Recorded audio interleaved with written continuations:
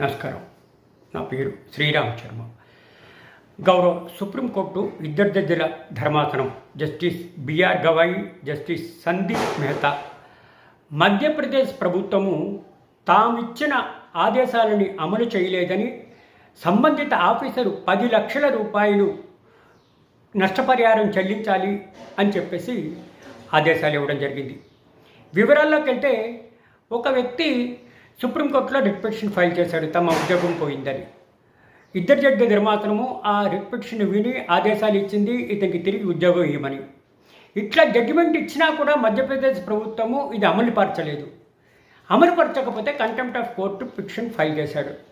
ఇట్లా ఆదేశాలు ఇచ్చినా కూడా అమలుపరచలేదు కాబట్టి మధ్యప్రదేశ్ ప్రభుత్వము 10 లక్షల రూపాయలు నష్టపరిహారము ఈ పిటిషనర్కి పే చేయాలి.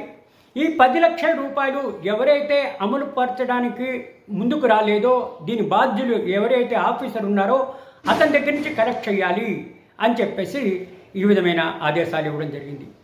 దీని ద్వారా మనకి తెలిసేది ఏంటి, సుప్రీంకోర్టు ఇచ్చిన ఆదేశాలను తూచా తప్పకుండా పాటించాలి. ఒకవేళ అమలు చెయ్యకపోతే నష్టపరిహారం పే చేయాలి. అది కూడా ప్రభుత్వం సంబంధం లేదు, ఎవరు దీనికి బాధ్యులో ఆఫీసర్ వాడి జేబులోంచి కట్టుకోవాలి అని చెప్పడానికి ఇది ఒక చక్కటి ఉదాహరణ. మంచో చెడో అది కరెక్టా కాదా అది అప్రస్తుతం.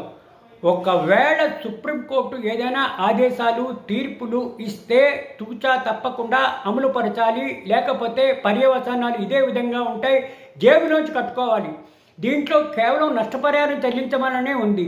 ఒకవేళ కంటెంప్ట్ ఆఫ్ కోర్ట్ అని జైలు అని వేస్తే ఇంకా ఎవరు ఏం చేయలేరు.